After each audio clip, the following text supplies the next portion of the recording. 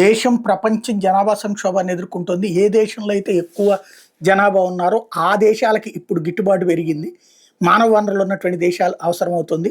మన దేశంలో సిస్టమేటిక్ విధానాన్ని పాటించడం వల్ల దక్షిణాది రాష్ట్రాలు బాగా దెబ్బతిన్నాయి. ఇప్పుడు అది సెటరేట్ చేసేటటువంటి ప్రయత్నంలో ఉన్నాము.